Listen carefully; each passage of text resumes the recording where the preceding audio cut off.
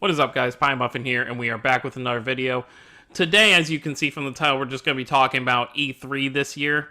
I was originally going to do, separate videos for everything, but honestly, each video would end up only being 2 minutes, so I figured I'd just do one big video where I just talk about all the games that kind of interested me and how I just felt about E3 this year. So, we'll obviously start off with the big one, and most people are here, at my channel for is obviously Tales of Vesperia. I already made a video on it, but I'll just say that obviously that was one of the big highlights of E3 for this year for me because I kind of expected it. There were kind of leaks going around that we might get this at E3, and of course we did. It's coming to PS4, Xbox One, Switch, and PC in remastered form.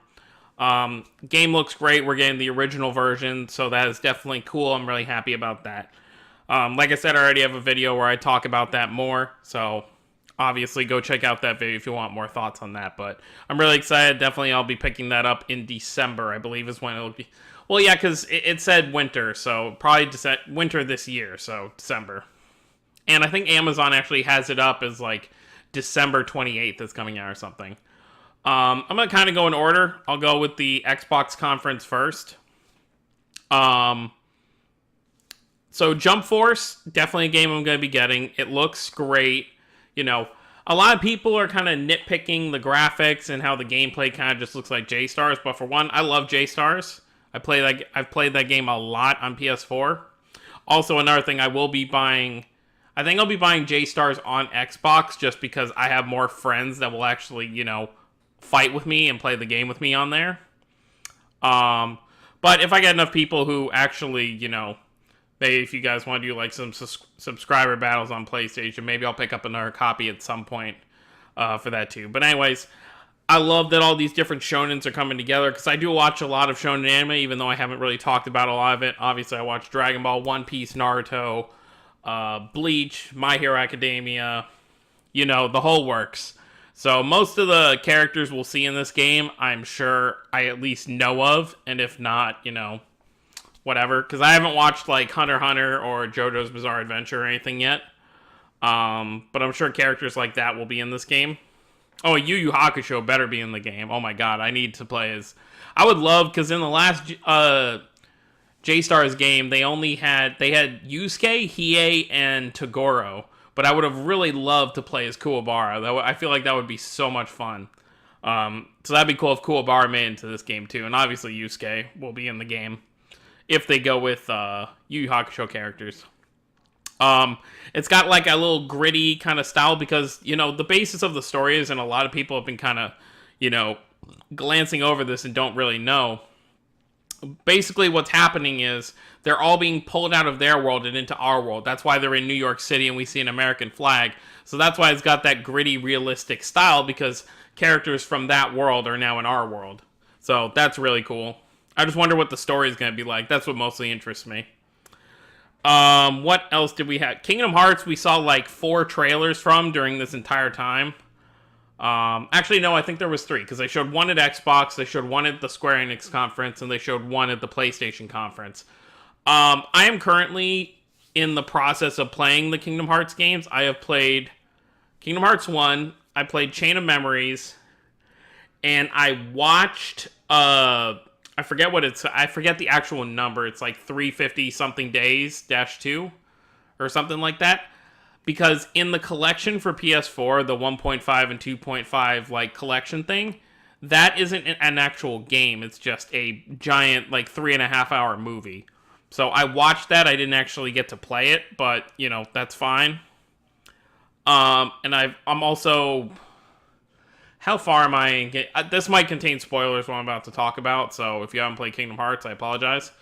Where I'm at in Kingdom Hearts 2, I've basically gone to all the worlds once, and now it's kind of having me go back to all these worlds. So I'm kind of at that point. I don't know how far into the game that is, but I do plan on playing everything else before Kingdom Hearts 3 comes out, and it looks amazing. I love that they're going to have a Toy Story world, even though the kind of like how. Like, what they're doing with the characters, they're starting to have different designs when they go to different worlds. Kind of like how Halloween Town had, in Kingdom Hearts 1 and 2. I don't really like how they look in Toy Story because it's like even Woody and Buzz don't look blocky like that. So that kind of bugs me. But other than that, the game looks beautiful. So yeah, I'll catch up on all the games before that comes out. Was there anything else at the Xbox conference? Anthem wasn't really shown at the conference, but Anthem looks like a cool game. I'm actually linked with someone on Xbox who's buying it, so I won't actually have to purchase it myself. It feels like it's not a Destiny clone, but the style of how you have to play with other people feels very similar to Destiny, and I don't really like that. I like being able to play a game by myself and complete it on my own. So if it's going to be one of those things where it's like Monster Hunter or Destiny where it's almost impossible for a casual level player to get through it, I probably won't be that interested. Because I don't want to have people carry me through the game just because I'm not as good as other people are at it. I think that was pretty much it for the Xbox conference. There wasn't really anything else I really cared about.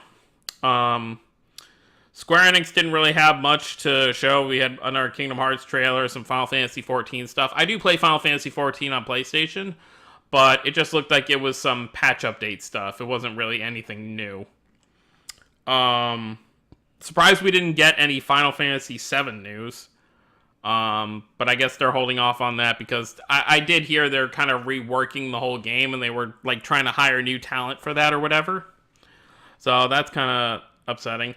EA, I don't care. Like, EA is like, whatever. You know, after Battlefront 2, I was just kind of like, what is EA even doing anymore? So, whatever. Bethesda, I love that they most of the stuff I didn't really care about. I don't care about Doom. I don't care about Fallout, any of that stuff. But obviously what piqued my interest at the end was Elder Scrolls 6 because I'm a huge Elder Scrolls fan. So when Elder Scrolls 6 comes out, I will definitely be playing that. I just wonder where it's going to be taking place because they didn't really give us an idea. Obviously, Skyrim was a very snowy kind of region, and this region seems like it's very, kind of plains and just open fields type stuff. It doesn't really look like it's any one type of area. So I'll just be interested in what location it's actually taking place in. That's pretty much it for Bethesda. So PlayStation, I really didn't care for most of the games. They had a cool samurai game. Death Stranding creeped me the hell out, and I didn't even understand what was really going on. And then there was some chick at the end who ate like a baby or something, so that was kind of weird. Spider-Man looks cool. It probably won't be a day one pickup for me because it just looks like all the other Spider-Man games we've gotten, just with more of like Batman Arkham kind of fighting style. So it looks cool. There's some cool cinematics, but most of what I saw were cinematics, and it's not actually going to be you controlling him. So, I'll still play it. It looks cool. I've played all the other Spider-Man games that have come out, but it's more of the same. Obviously, Kingdom Hearts again. Kingdom Hearts I'll be buying on PlayStation, even though they showed it at the Xbox conference. I think that was it for Sony that I really cared about. They didn't really show this, but obviously, Spyro is coming out this year. I'm definitely picking that up. I don't know what else Sony is really having come out other than that. So that's probably pretty much it for that. And then Nintendo, of course, today was really cool. I'm kind of on the fence about how everything kind of went down. Because the same thing with Sony. Sony took their time to showcase the few games that they did show. And Nintendo kind of did the same thing, but in a different way. But I'll go into that in a minute. So, Super Mario Party looks great. I'm glad they're finally going back to what made Mario Party great and having it be like each person rolls a dice and goes where they want to go. Because Mario Party, I think 9 and 10 both had this thing where... It may have just been 10, actually. I don't remember if 9 had it. Where everyone was standing on like a moving vehicle, and every person that rolled the dice moved the whole group, and that kind of defeated the purpose. And then there weren't really stars and all that stuff, so it kind of defeated the purpose of the strategy and the board game aspect. It was more focused on the mini games. But I like that it's kind of going back to what it used to be, just simplified, stars and coins, and obviously there will be ways to steal that from people and all that kind of stuff. So I'll definitely be picking that up. That comes out October 5th, I believe they said. So that's only in, like 4 months from now. Not even 4 months away. They showed a little bit more of Pokemon Let's Go Pikachu and Let's Go Eevee.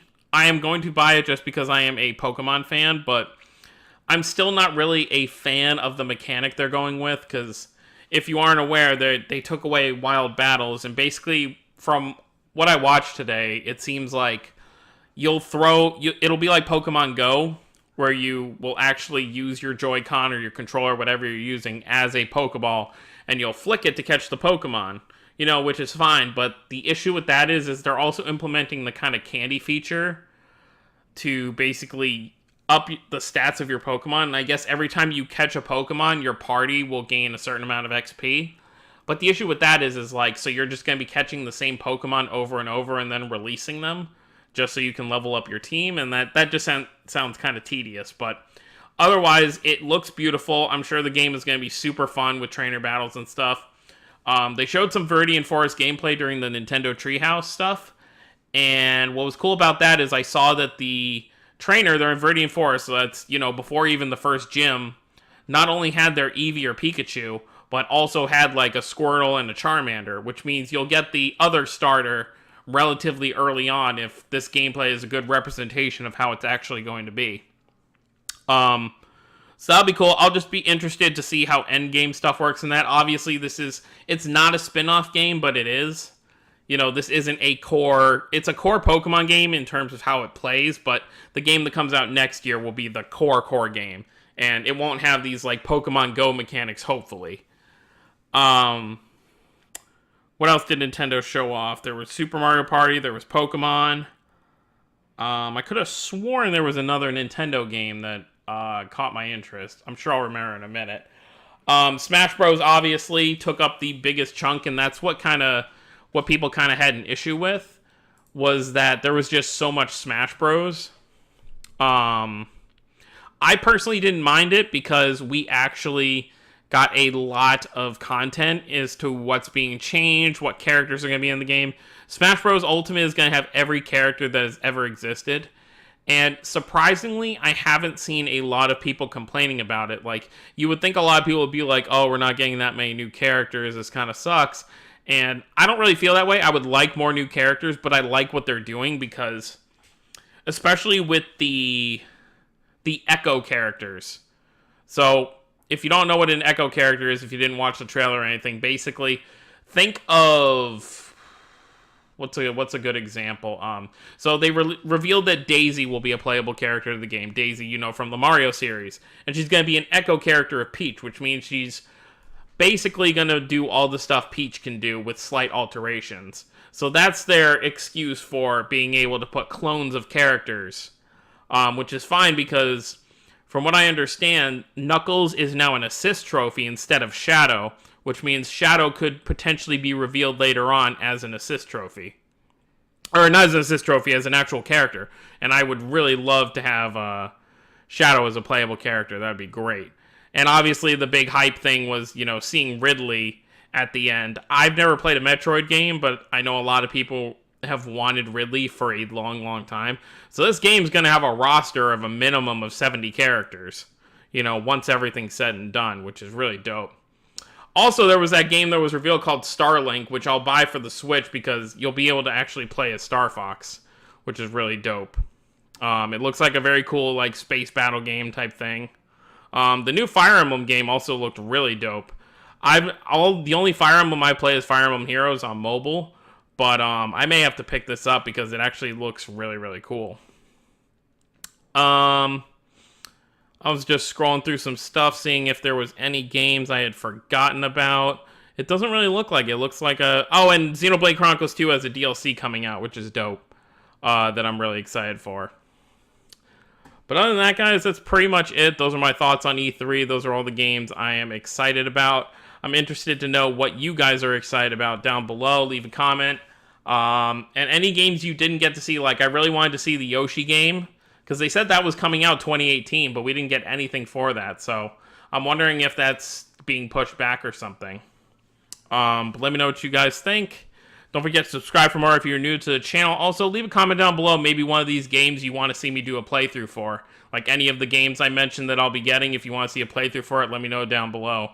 Obviously, I try to stick to Tales stuff because that's what most people who are subscribed to me come to my channel for, but if there's enough, people wanting a specific title to be played on this channel, I'll definitely do it. But like I said, guys, hope you all have a wonderful day. See you all next time. Bye.